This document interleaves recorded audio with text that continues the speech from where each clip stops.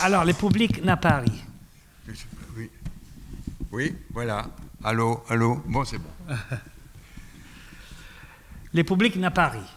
Non. Très intéressant. Alors, pendant tout le temps que je voyais, il y avait quand même cet endroit-là où les gens riaient. Puis tout d'un coup, je me suis dit, mais non, mais évidemment, c'est une autre époque. Ce film, c'est la naissance du populisme. Ça n'existait pas tellement avant. Et là, maintenant, aujourd'hui, on vit avec le populisme tous les jours dans tous les pays et on ne trouve pas ça drôle du tout. Et donc, Trump, évidemment, il n'avait pas besoin de cinéaste puisqu'il s'est occupé lui-même de faire tout le travail, ce qui n'a pas donné un seul film aussi rempli que ça, mais des bribes. Et des bribes qui étaient pas drôles pour tout le monde non plus. Voilà, c'était ça la première révélation que j'ai eue en voyant le film, oui. Oui, c'est une révélation plutôt terrible, mais je pense que tu as raison. En effet, moi non plus, je suis Paris et j'étais plutôt étonné de savoir qu'à l'époque, les films faisaient rire et que ça, c'était une des raisons du succès du film. Mais tu m'avais dit que tu voulais continuer à parler de l'Ouganda. Oui, parce que j'ai lu dans les journaux, il n'y a pas longtemps, je crois que c'était il y a un mois, qu'en Ouganda, ils avaient passé une nouvelle loi et que c'était quelque chose qui était dans l'air depuis plus de 10 ans. Donc c'était quelque chose qui se travaillait lentement et quelque chose qui est arrivé là vraiment pour de vrai, qui a causé un scandale absolument mondial dans toutes les autorités sur les droits de l'homme, etc. Et donc il s'agit de parler de ce président de Yoweri je lis pas bien, Museveni. Alors c'est un nom impossible à dire. Il a de la chance parce que autrement on parlerait plus de lui. C'est quelqu'un qui est beaucoup plus dangereux qu'Amin Dada. C'est tout simplement la même chose. C'est vraiment quelqu'un de très très très dangereux pour plus de 20% de son pays. C'est-à-dire que avec la loi qu'il a passée, la toute dernière, qui était il n'y a pas longtemps, mais ça existe déjà depuis plus de 10 ans. La loi, c'est très simplement que deux personnes du même sexe qui ont des relations sexuelles méritent la prison. Si ça peut être prouvé, ils vont en prison tout de suite. Et il y a bien sûr des tas de clauses qui fait qu'en fait, il y a la peine de mort aussi. Donc, il y a vraiment quelque chose qui se travaille depuis plus de 10 ans. Et ça, c'est vraiment effrayant. Et c'est toujours ce même Yoweri Museveni qui s'occupe de ça. Et alors, à la réflexion, je me dis que ce type est vraiment plus dangereux qu'Amin Dada et il est plus effrayant parce qu'il sait ce qu'il fait. Amin Dada, en quelque sorte, c'est quand même un innocent, quelque part. Hein. On ne peut pas imaginer qu'il soit vraiment maléfique. Tandis que ce type-là, il a calculé son coût depuis 10 ans, il en parle depuis plus de 10 ans, et puis, en plus, il fait ça pour faire plaisir à Poutine aussi, quelque part, parce que c'est la politique de Poutine. Poutine, s'il pouvait faire des lois comme celles qui viennent de passer en Ouganda, il serait absolument ravi, mais il peut quand même pas aller jusque-là, c'est trop.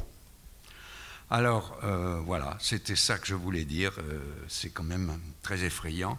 Je voulais juste lire ce que disait l'homme des Nations Unies. Il faut que j'ai des problèmes de lunettes. Il y avait le directeur des Nations Unies qui avait juste une phrase qui disait bien ce qui est là. Alors, Donc il s'agit de Volker Türk et il dit la violation systématique de la quasi-totalité des droits des hommes à servir, je sais que ça, et à inciter les gens à s'opposer les uns aux autres. C'était ça son commentaire sur cette loi. Et moi, ce que je voudrais faire, je me suis dit, je vais venir à Bologne pour dire ce que je pense de cette chose abominable de faire vivre les gens dans la terreur avec des lois comme ça. Et je voudrais que, puisque je suis sur un terrain italien, de parler du pape, de dire qu'est-ce qu'on peut faire si les Nations Unies ne peuvent rien faire, si personne ne peut rien faire, de faire appel au pape pour qu'il essaye de faire quelque chose pour stopper ce criminel plus dangereux qu'Amin Dada. Voilà. C'est donc ça que je voulais dire. C'est un appel à Federico. Voilà. Grazie. Mais tu qui as connu l'Ouganda, tu penses qu'il y a une possibilité, de cette nation de vivre en paix, d'être libre, Oui, tout dépend de ce qui se passe dans ces histoires de pouvoir. C'est quand il y a des gens comme Amin Dada qui sont complètement en dehors des lois, de tout, ça ne tient pas debout, mais cet homme-là, Yoweri Museveni, et cet homme-là, il calcule. Il sait exactement ce qui va lui rapporter des voix. C'est quelque chose de vraiment beaucoup plus dangereux et beaucoup plus terrifiant.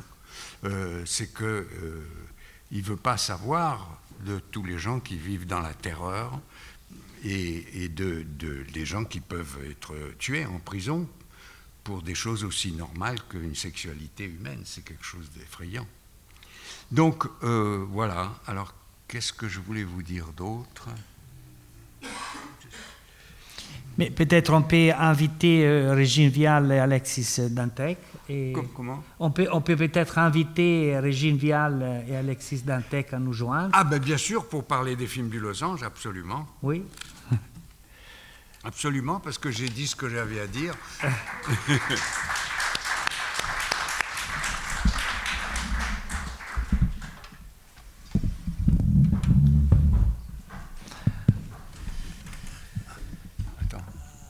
Alors Barbette, non, je commence avec.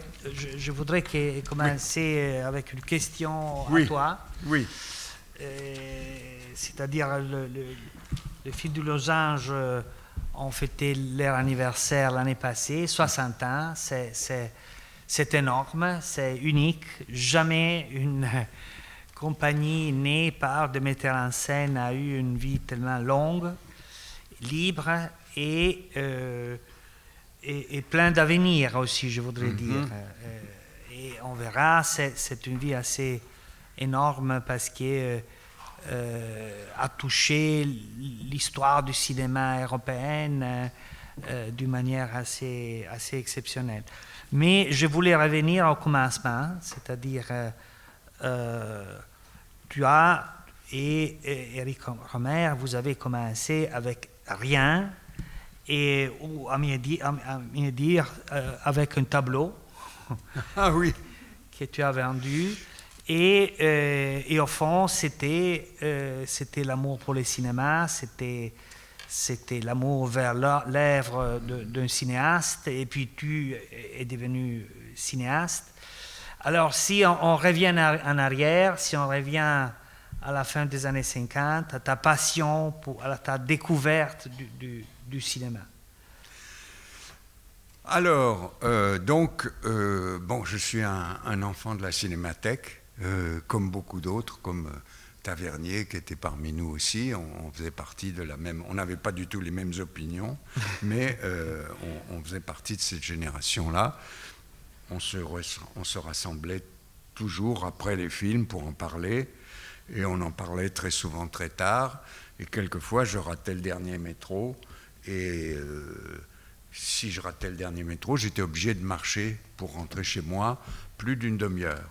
Et c'est au cours de 2 marches successives comme ça que j'ai eues quand j'avais 14 ans que j'ai décidé de devenir cinéaste. Et donc j'ai pas eu de problème pour la suite, puisque je savais très bien ce que je voulais faire, et que comme j'étais cinéphile, je me rendais compte en même temps que les cinéastes qui font leur premier film, ils ont plus de 30 ans. Je pensais en même temps aussi que le cinéma était un art d'adulte, contrairement à la musique, qui peut très bien naître parmi des gens très jeunes, et contrairement à encore quelques d'autres, je ne me rappelle plus, enfin bref. J'avais cette idée-là, et puis donc je disais qu'il fallait que je me trouve un maître et que je continue, quand je commence à le suivre. Et donc, j'ai trouvé ce maître en Éric Rohmer, et il revenait d'un film que j'admirais énormément, Le Signe du Lion, et il voulait absolument continuer à faire des films, mais avec le film Signe du Lion, qui est un film admirable, avait fait vraiment très très peu d'entrées. Et donc, il avait décidé de faire des films pour rien. C'est-à-dire que on a fait comme ça 2 contes moraux pour littéralement rien. C'est-à-dire qu'on tournait, c'est pour dire vraiment, en noir et blanc, 16 mm, et on tournait dans des lieux qui coûtaient rien. Et donc, pour économiser, il fallait ne pas utiliser trop de négatifs de pellicule, puisque c'était ça qui coûtait cher. Tout le reste, c'était pour rien. Et donc, lui avait développé un style, en faisant des films déjà encore avant cela, mais il possédait cet art de savoir raconter un film en sachant les plans. Il n'y avait que John Ford qui faisait les films comme ça avant. C'est-à-dire que, d'habitude, les gens sont un peu paresseux et filment tout sur un acteur, tout sur un autre, parce que lui, il savait exactement quel acteur allait dire de quoi dans tel gros plan. Et donc, cette discipline-là était très importante pour faire des économies extrêmes. Et donc, on avait très peu de négatifs, à tel point qu'il y a des films de 50 minutes, comme La carrière de Suzanne, où on a dû employer 55 minutes de négatifs. Vraiment le comble du comble. Alors attends, parce que les économies continuent, c'est encore plus dramatique. Normalement, on tourne, on fait développer au laboratoire la pellicule pour pouvoir la voir. Et nous, on savait ce qu'il y avait sur la pellicule, mais on n'avait pas l'argent de tirer une copie. On avait seulement l'argent de le développer, parce que si on ne développe pas, c'est beaucoup plus grave. Si on le développe. Ça te fait rire, hein, tu connais les histoires de négatifs. Et bien voilà. Donc, on a commencé comme ça, et puis, parallèlement à ça, j'allais tout le temps au Cahier du cinéma. Je faisais partie du groupe, puisque j'étais me considéré comme le disciple de Rohmer. Et puis, donc, on a fait 2 films comme ça, presque rien. Et puis, on a eu un accident très grave. C'est qu'il y a eu un coup d'État au Cahier du cinéma. Il y a eu Rivette qui a pris qui est devenu vraiment très violent contre Rohmer, et qui a voulu prendre sa place. Et donc, il est arrivé, par des moyens divers, à prendre la place de Rohmer. Et Rohmer s'est trouvé, du jour au lendemain, à la rue. Ils ont trouvé aussi, le clan des ennemis, la toute petite somme qu'il fallait pour payer Rohmer pour qu'il puisse être vraiment définitivement viré. Et le jour où ça s'est arrivé, donc Romer avait perdu cette manière de, manière de vivre, les cahiers du cinéma, il avait perdu ça, et on s'est regardé, on a dit, puisqu'on travaillait ensemble sur ces films pas chers, il dit, mais qu'est-ce qu'on va faire alors? Et il lui dit, ben peut-être que, et il m'a dit, mais vraiment, il me l'a dit, mais écoute, bon, peut-être qu'on fait une autre revue de cinéma avec une ligne un peu différente. Je lui ai dit non, non, ça on ne peut pas. On est en train de faire des films, on continue à faire des films, et on va faire quelque chose pour continuer à les faire. Et donc, j'ai dit, moi j'admire les galeries de peinture qui croient en une certaine forme de peinture et qui la défendent et qui continuent. Alors donc, pour moi, la nouvelle vague, le cinéma qui s'approchait de la réalité, toutes ces choses-là, c'était, je ne veux pas rentrer dans le détail, mais Paris vu par était un manifeste du cinéma qu'on voulait faire. Et donc, l'idée de ce Paris vu par, c'était de faire un long métrage pour chacun des gens. Et à l'époque, on avait la manière de faire les films pas chers, c'était le 16 mm. Et donc, malheureusement, j'ai découvert que le 16 mm, ça revenait très cher parce qu'il fallait le gonfler en 35 mm. Je voulais le projeter en 16 mm au départ. Dans le départ des films du Losange, c'était pour projeter des films en 16 mm avec des machines 35 mm. Bon, c'est un peu long, mais c'était ça. Et puis... c'était la pure utopie et la pure folie, au fond. Oui, un petit peu. Mais en même temps, il y avait des films, et puis on est arrivé à les faire. Et voilà. Oui, c'est ça. Et la collectionneuse La collectionneuse, voilà. La collectionneuse, c'est quand on a commencé quand on est sorti des Contes Moreau, qui étaient donc en 16 mm noir et blanc.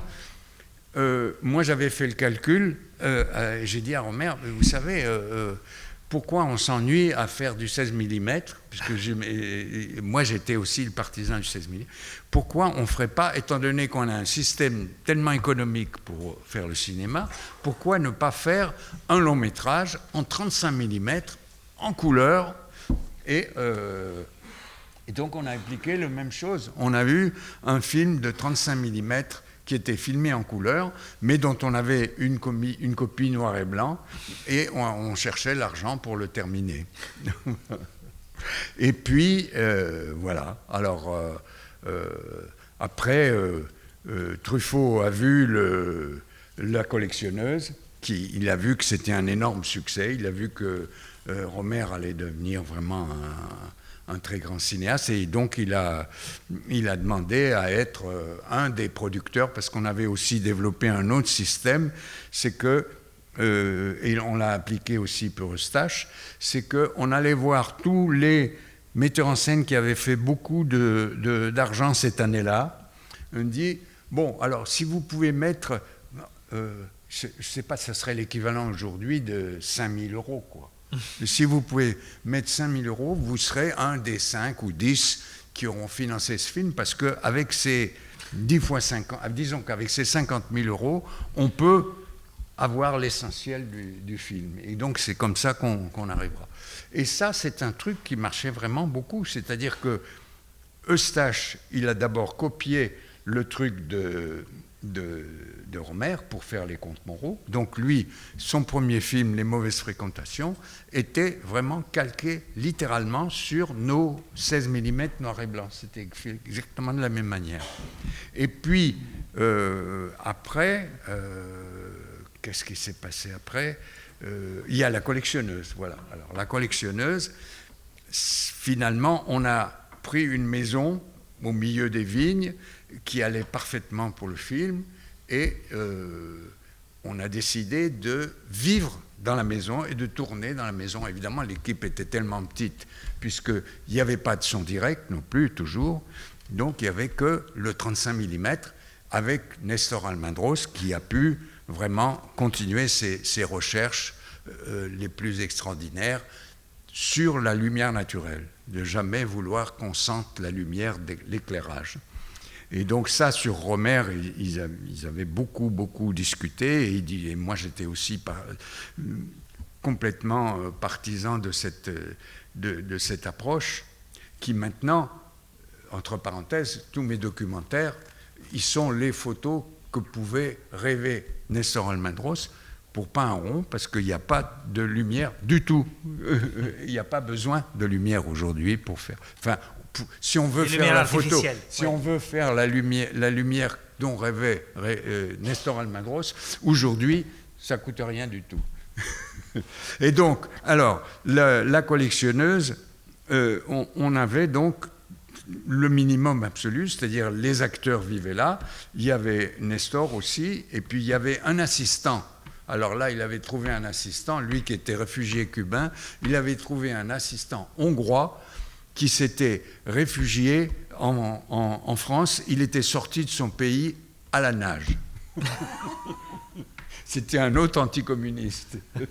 Alors on disait toujours, ça ne va pas plaire à Agnès Varda, l'équipe de la collectionneuse.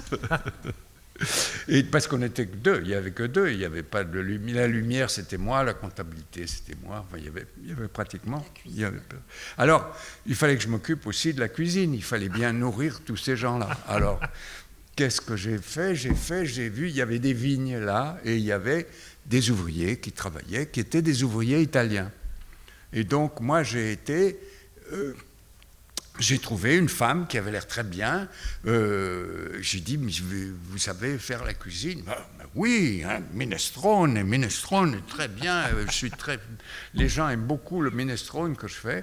J'ai dit, écoutez, alors, vous êtes engagés, parce que, voilà, c'est ça qu'on veut, si vous nous faites des repas.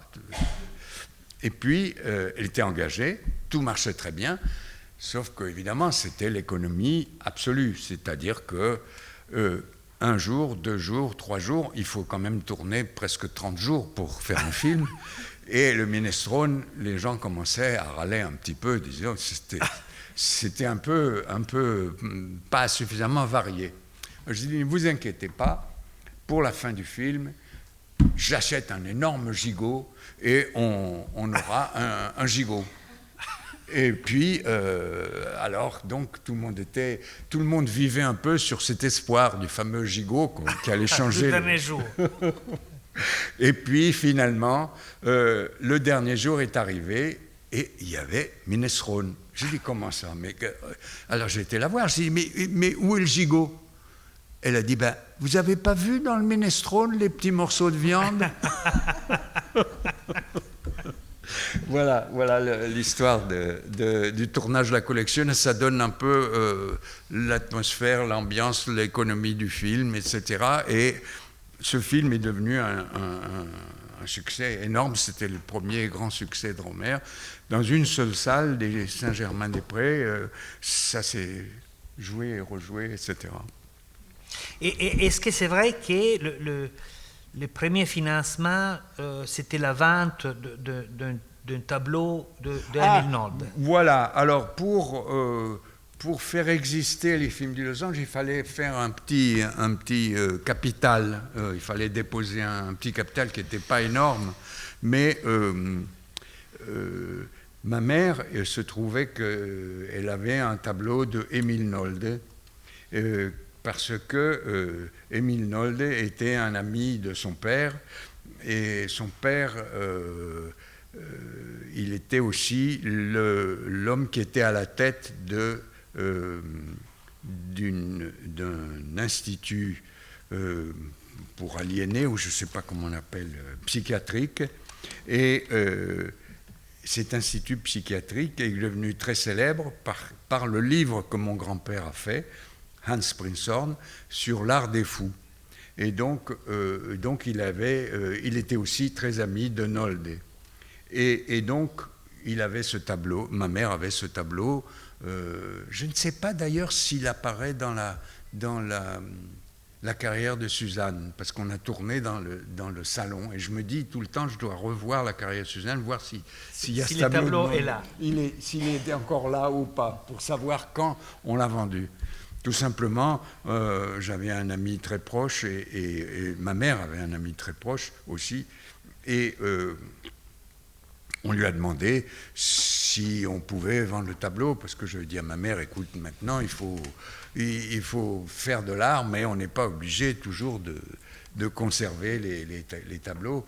Et bon, c'était une connerie que je lui ai fait faire, parce que le Nolde à l'époque ne valait pas les millions qu'il vaut aujourd'hui, et on l'a vendu pas cher du tout. Et je ne sais pas à qui d'ailleurs, je ne sais pas comment il a disparu. Mais en tout cas, on l'a vendu pas cher. Et avec ce pas cher, les films de losange ont pu commencer à démarrer un tout petit peu.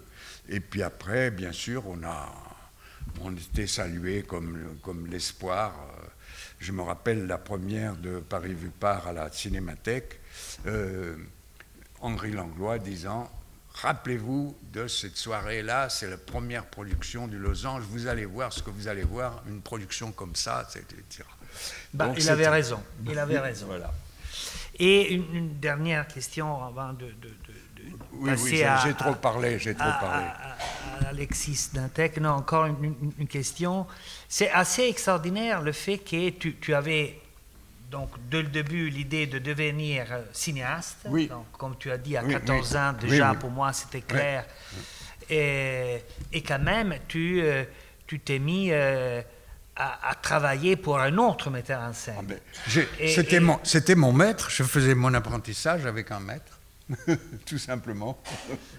Donc vraiment un cas unique. Le film de Losange c'est vraiment un cas unique, une histoire unique. Après, Régine va aussi nous parler de ça. Mais comment vous, Alexis Dantec et Charles Gilbert, vous avez pensé de reprendre cette histoire pour continuer, quelle est... bon, c'est une lourde histoire. Et... Vous voulez dire que, comme dans les films de Kung-Fu, un grand pouvoir amène une grande responsabilité. Oui, c'est vrai. Oui. Exactement. Alors, en fait, donc en France, vous savez, on a reculé l'âge de la retraite à 64 ans. Les Losanges avaient 59 ans, on s'est dit que c'était le moment pour faire quelque chose. Il était encore temps de pouvoir repousser la retraite. Donc les 60 premières années ont été glorieuses, en effet. Ce qu'a dit Barbé est très important, c'est-à-dire le moment où vous avez décidé qu'il fallait défendre les auteurs pour leur œuvre et non pas pour un film. Et ce que vous avez décidé à ce moment-là, c'est avéré vrai, puisque ça a été tenu tout le long de l'histoire du Losange. Pendant ces 60 années, vous avez suivi les auteurs et vous les avez encouragés, tenus à bout de bras parfois, dans des moments plus difficiles. Et c'est ça qui a fait une carrière d'auteur et qui fait qu'ensuite, pour le travail de distribution du Losange, c'est aussi plus facile d'avoir une discussion sur un ensemble sur la collection entière que sur quelques œuvres. C'est toujours plus facile de faire une rétrospective quand on a accès à toutes les œuvres que quand on a accès qu'à certaines œuvres. Voilà. Donc ça, c'est un point qui nous a évidemment attirés avec Charles. Et le deuxième, c'est qu'en fait, là, vous êtes... la description qu'a fait Barbé de la contrainte, en fait, c'est-à-dire de se retrouver dans une contrainte financière, mais aussi dans une contrainte de temps de tournage, dans une contrainte de matériel, etc., a fait... en fait, c'est un peu le pendant, en vous écoutant, Barbé, ça me fait penser à l'Oulipo, qui est le voir de littérature potentielle dans lequel Pérec a fait de la littérature sous contrainte. C'est-à-dire, il s'est dit, je vais faire un roman qu'avec des lettres E, je vais faire un roman avec sans le E, etc. Et ça fait penser à ça, et c'est quand même quelque chose qui est très fécond, qui fait que sous cette contrainte, les gens se révèlent, et c'est vrai que c'est étonnant de voir que maintenant qu'on n'a plus ces problèmes de pellicule, finalement, on passe plus de temps, les films coûtent plus d'argent, alors qu'ils devraient coûter moins d'argent, puisqu'ils sont plus faciles à faire. Mais en fait, c'est la contrainte qui a produit une partie des œuvres, et c'est dans le travail de la contrainte que ça a produit les œuvres. Donc, on a repris il y a 2 ans avec Charles la compagnie, et... dans les choses importantes, il y a gardé ce que vous avez construit, c'est-à-dire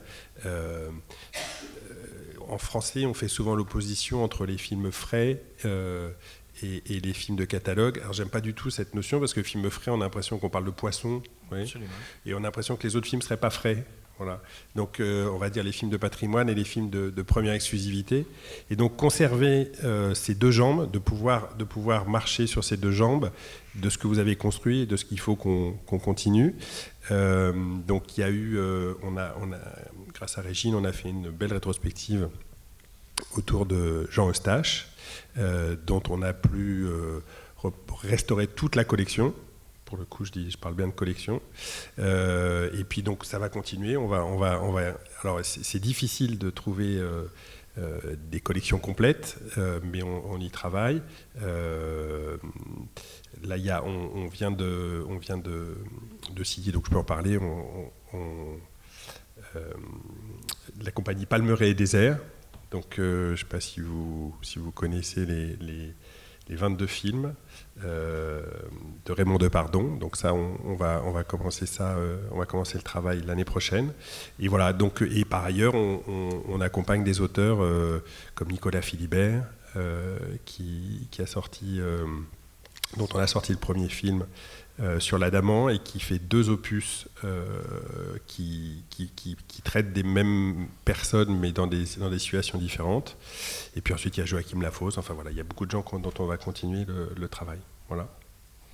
Et puis, bon, les premiers films, je pense Saint-Omer ou Pacification, bon, c'est un début assez exceptionnel. Oui, bah ça c'est grâce à Régine. La rencontre sur Saint-Omer est assez passionnante. C'est parfois des accidents, c'est-à-dire que là c'est un distributeur qui n'a pas compris vraiment ce film, qui l'avait précédemment. Et j'ai dit à Régine quand même, pourquoi nous on voit ce film différemment, etc. Elle me dit, la dernière fois que ça m'est arrivé, c'était sur un autre film qui s'appelait Être et avoir, qui est un des plus gros succès des films du Losange. Donc voilà, quand on est distributeur, il faut savoir être humble, parce que parfois on se trompe. Et Pacifiction, oui, c'est vraiment un film incroyable, qui était là quand je suis arrivé, et avec un auteur qui est à la fois fou et tellement attachant, et qui est capable de... c'est pareil, lui, il travaille la contrainte, puisqu'il a tourné en numérique, puis ensuite il a fait sa post-production en 35 mm, puis il est revenu ensuite pour faire des DCP, et c'est dans ce travail de contrainte, parce qu'évidemment il était très contraint dans sa post-production, il a trouvé des solutions pour faire ce film incroyable. Régine, alors, tu es arrivée en 86. Oui. Et quel est le paysage que tu as trouvé? Tu es arrivé parce que finalement commençait l'aventure de la distribution. Donc le film de Losange ne faisait pas seulement la production, mais voulait faire aussi la distribution. Oui. Donc j'étais une toute jeune femme. J'ai été professeure de français, puis après je me suis occupée d'une salle de cinéma. Et je travaillais beaucoup avec les écoles, avec les films à réessai pour faire venir du public. Et Margaret Ménégos, qui dirigeait les films du Losange et avec qui j'ai passé 35 ans de ma vie, m'a contactée, m'a dit « ça serait bien que vous veniez nous voir ». Parce que Romer et moi, je passe des années de ma vie à faire des films, et puis ils vont dans une autre compagnie pour être distribués. Et vous ne voulez pas essayer de venir, et on discute. Et puis je suis arrivée un jour de juin 86, au 26 avenue Pierre Ier de Serbie. J'ai monté les escaliers, Romer et Margaret m'ont ouvert la porte, et j'ai su que je resterais très longtemps.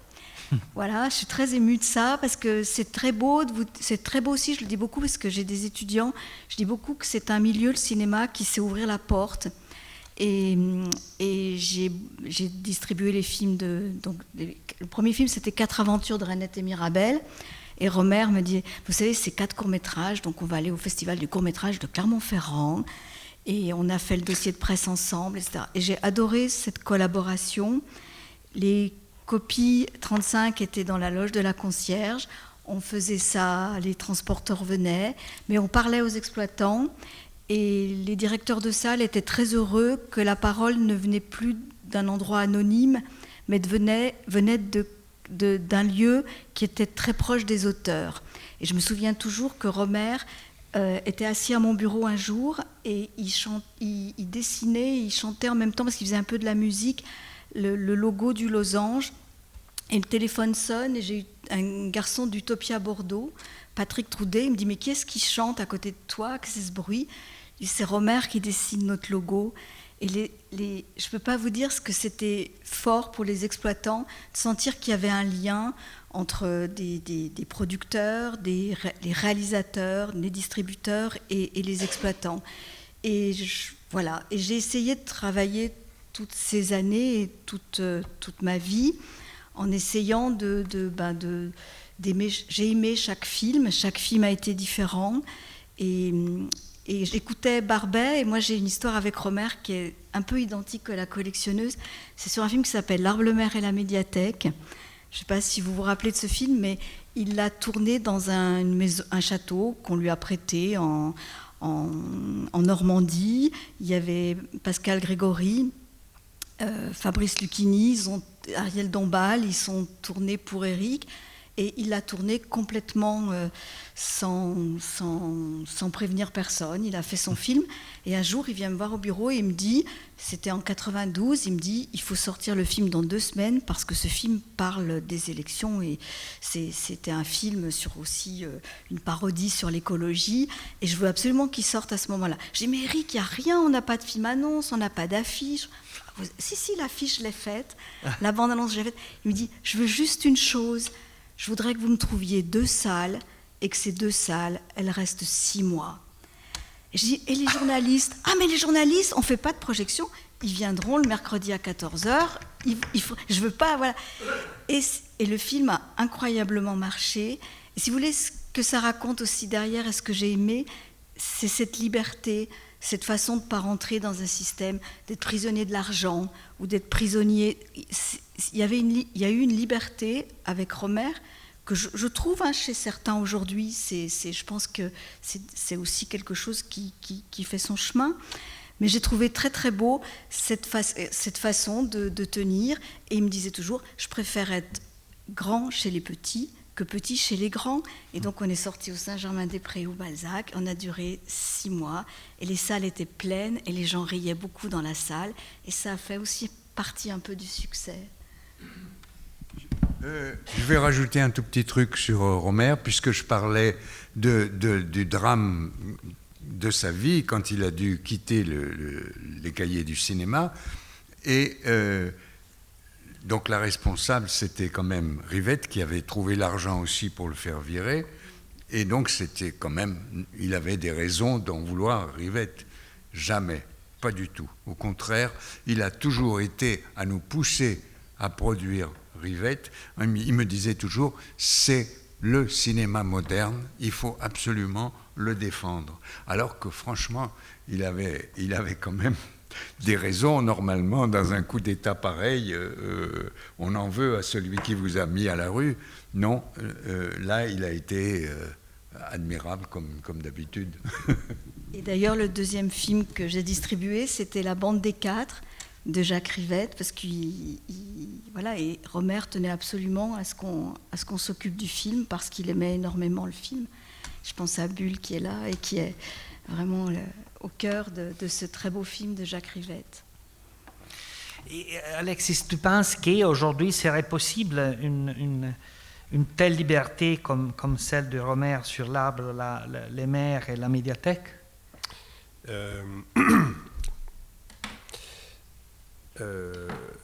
On est dans un monde qui est quand même assez contraint en termes de droit social. C'est-à-dire que, je ne dis pas ça pour être libéral, hein, mais je constate que maintenant, il y a des salaires minimums à certains niveaux qui sont placés, etc. Il y a des chaînes de commandement qu'on ne peut pas interrompre, donc on ne peut pas avoir un premier assistant qui soit en même temps un deuxième, un troisième, etc. On ne peut pas avoir un premier et un stagiaire, etc.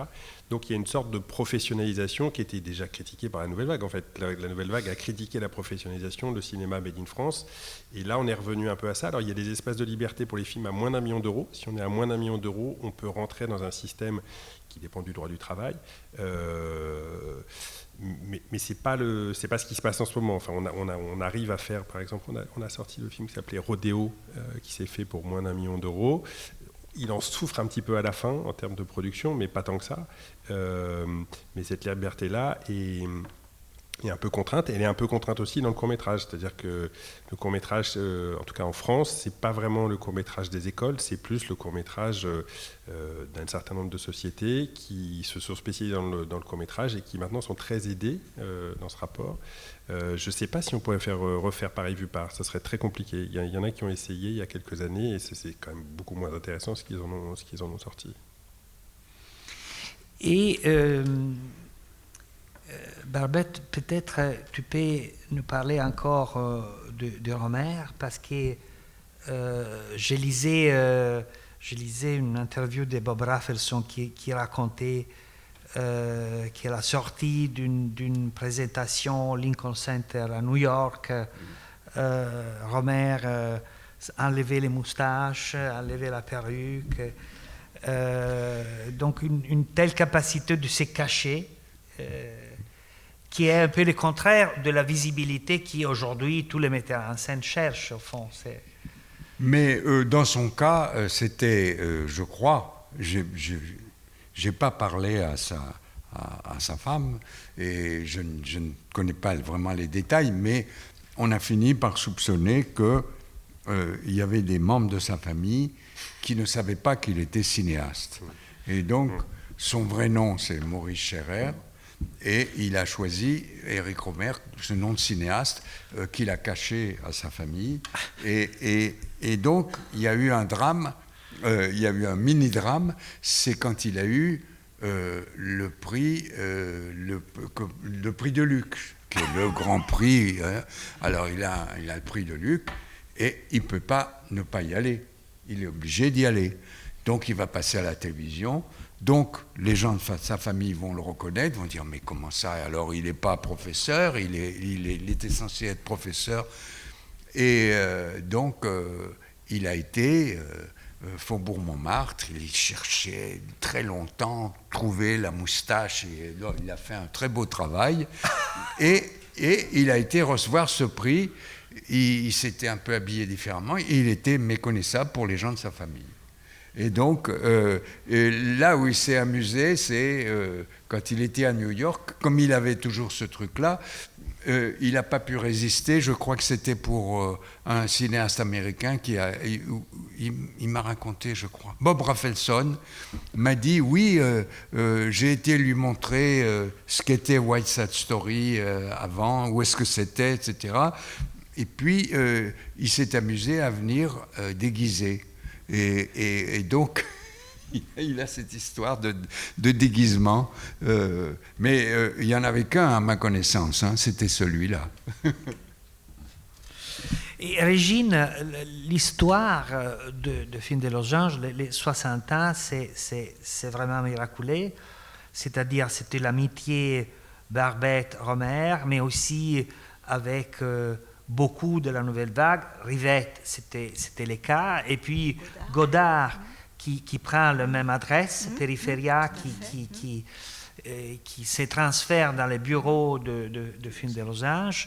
Et après, c'était la saison allemande, donc c'est un metteur en scène allemand qui ne voulait pas être allemand. Et donc, ça, c'est venu de moi. C'est tous mes amis que j'ai amenés les uns après les autres. Moi, je ne parle pas l'allemand, et donc je n'ai rien d'allemand, mais je suis devenu très ami avec Daniel Schmitt, Fassbinder, etc. Petit à petit. Wenders. Voilà, tout ça, tous ces des gens qui sont arrivés aux losanges, mais c'était un peu à cause de moi.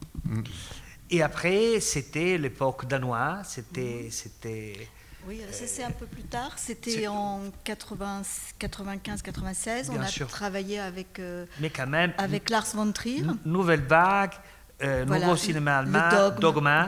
C'est-à-dire les trois grands mouvements des auteurs européens sont tous passés du film de Los Angeles. Oui. Voilà. Et il y avait la même année Les Idiots et Festen à Cannes, et c'était assez intéressant de voir, parce que c'était les deux films issus du Dogma des Danois, et les deux films étaient en compétition, mais c'est Festen qui est ressorti avec un prix. Ouais. Oui, et moi j'étais à la Caméra d'Or, j'étais dans la jury de la Caméra d'Or, donc j'ai quelques mérites. Merci. Et non, mais je veux dire, c'est une histoire assez unique d'une maison de production qui traverse les décennies et qui trouve toujours un lien fort avec,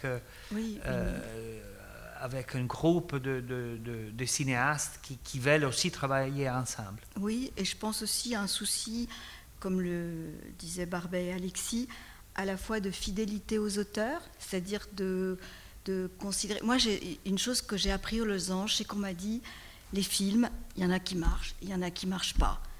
Si ça marche, c'est formidable. Si ça ne marche pas, c'est pas la catastrophe. Il ne faut pas trop dépenser, il ne faut pas se mettre en danger. Puis on fait le film, celui d'après. Et puis souvent, celui d'après, il marche très très bien. Donc il faut avoir cette capacité d'être constant et de suivre les auteurs le plus longtemps possible. Et ainsi, et c'est ce qui fait la beauté, la force de notre catalogue, c'est que ce n'est pas des œuvres perdues, ce sont des œuvres dont on a pratiquement tous les films de Rohmer, tous les films européens de Barbet sont à la maison, les films d'Ottario Celiani, Rivette, etc. Et donc tout cela crée un catalogue. Et en même temps, aussi, je pense qu'il faut avoir une ouverture sur les jeunes. Et c'est ce qu'on essaie de faire en étant ouvert à l'accueil des projets, avec Saint-Omer, avec des premiers films. Là, on va sortir le prochain film de Mati Diop. On essaie d'être à l'écoute d'un cinéma qu'on aime, mais je pense qu'on essaie d'être fidèle à la fois à un cinéma qui a du fond, qui raconte une histoire, qui parle du monde, qui parle de nous, et aussi dans une forme qui est une forme qui cherche aussi à réinventer, pas refaire des films qui ont déjà été faits, mais qui cherchent à trouver des nouvelles, des belles façons de raconter, peut-être des façons justes de raconter, plutôt que... C'est pas forcément le désir d'inventer des formes, mais de trouver des choses justes à dire et à montrer. On fait pas beaucoup dans le gore et dans le fantastique. Pas tellement, non. Même pas un, je pense. Alors, on termine avec l'avenir. C'est quoi l'avenir du cinéma? Avec une toute simple question. Évidemment, vous croyez dans l'avenir du cinéma, mais disons, dans 10 années, à votre avis, quel est les panoramas qu'il y aura du cinéma? Vous ne m'avez pas prévenu de cette question. Dans 10 ans, qu'est-ce qui va se passer? Si on suit l'histoire de l'art, en fait, il y a assez peu d'art qui disparaissent, en tout cas dans une période de plusieurs dizaines de milliers d'années. Donc on peut penser que cette forme va continuer. Elle se mélange, elle se télescope avec, parce que comme on le sait, c'est aussi une industrie, donc ça se télescope avec des mouvements assez puissants. Ce qui est assez réjouissant en venant ici quand même, c'est qu'on ressent la même énergie qu'à Lyon ou dans des endroits... Tout à fait. Du 5e arrondissement à Paris. C'est-à-dire que finalement, le meilleur moyen de faire venir des gens dans les salles, c'est de leur montrer des choses qui leur parlent, donc qui leur parlent depuis longtemps. Je crois que ça va continuer. En tout cas, nous, on va continuer. On va continuer à, je vous dis, marcher sur deux jambes, c'est-à-dire à aller rechercher des films dans l'histoire qui ont peut-être pu disparaître à des moments et continuer de chercher les formes dont tu parlais. Après, on n'est pas maître on va pas créer une nouvelle vague. Il faut qu'on la rencontre. C'est arrivé, par exemple, en Corée. En Corée, dans les années 90, le système était présent. Et ça a rencontré une vague esthétique qui maintenant a conquis une grande partie du monde. On reste attentif et dans 10 ans, on se retrouve ici, bien sûr. Ouais. Régine, qui est la femme des miracles. Moi, je suis distributrice, donc d'abord, je suis en France. Je pense qu'on n'a pas complètement retrouvé nos entrées, mais je pense que en tout cas, beaucoup plus qu'en Italie. Et ici, quand je suis arrivée, j'ai vu le cinéma retrouvé. Et ça m'a fait très plaisir, cette phrase. Donc je pense qu'on a tous besoin d'histoires, et d'histoires racontées très sincèrement par des auteurs, pas par des des Netflix ou des choses qui imposent des formules, voilà. Et donc, nous, on va continuer à travailler. Bientôt, on va sortir le prochain film de Barbet, son nouveau film qui s'appelle Ricardo et la peinture, 40 ans d'amitié. Donc, ça va sortir à l'automne. Le film sera présenté bientôt, on peut le dire, à Locarno. Et puis, on va continuer à travailler. Voilà, je crois au travail. Beaucoup, on m'a appris ça aussi aux Losanges, à travailler et à aimer les films, les auteurs et à travailler. Et puis des fois, comme je disais, ça va très bien. Et puis des fois, ça va moins bien. Il ne faut pas se décourager, il faut continuer. Et moi, je crois aux histoires. Voilà. Et qu'on aura toujours besoin de belles histoires qui vont nous toucher. Et Barbette, comment tu vois le futur? Alors là, pour moi, je ne suis pas... J'ai des idées de films, mais je ne suis pas sûr que je vais encore en faire beaucoup. Et puis, pour le cinéma, non, il faut être ouvert aux choses exceptionnelles qui vont surgir. On le saura tout de suite quand il y a quelque chose d'exceptionnel qui sort. On s'en rend compte tout de suite. Regardez Aragon, par exemple. Il a vu Pierrot le Fou, il a tout de suite compris. Et il n'était pas spécialement cinéphile, pas rien, mais hop, il a sauté, il a tout de suite dit « Ouh là là, mais c'est très important, il faut que je sois là pour le saluer, etc. » Donc... l'attente, il faut être attentif. Il faut être attentif et il faut savoir que ça se remarque que quand quelque chose est exceptionnel, quand il y a un nouvel auteur qui arrive, il faut être attentif pour ne pas le rater, parce que ce serait ça qui serait criminel. Alors, dernière question, pourquoi Film du Losange? Pourquoi ce nom? Ça c'est un truc, parce que je voulais faire les films du Triangle, parce que en hommage à Griffith, etc. Et donc j'avais 22 ans quand je suis allé au registre public pour déposer les statuts du film du Losange. Et donc, on m'a dit, le triangle, je voulais appeler les films du triangle. C'est pris. Les triangles, non, ça ne va pas.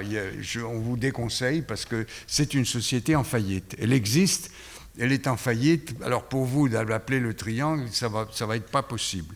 Et le soir, moi j'avais tout, puisque c'était des cinéastes et tout ça, j'étais très embêté. Il s'est trouvé que j'ai dîné ce soir-là avec Philippe Solers, que je connaissais bien parce qu'on avait travaillé sur un film ensemble. Et je lui dis, tu sais, je suis embêté quand même. Je voulais appeler les films du triangle. Il m'a dit, mais tu sais, pourquoi tu ne l'appelles pas les films du Losange? D'abord, ça sonne bien. Ensuite, c'est une figure géométrique, c'est doux à la bouche. Et j'ai dit, et puis ces deux triangles, bon, alors, j'ai dit oui, effectivement, tu as raison, je vais faire ça, parce que de toute façon... et puis après, il y a des gens qui ont pensé que ça voulait dire film de Los Angeles, etc. Non, mais c'était lui qui a eu cette idée-là, et je l'ai prise, comme elle était une bonne idée, je l'ai prise. Voilà. Grazie. Ok.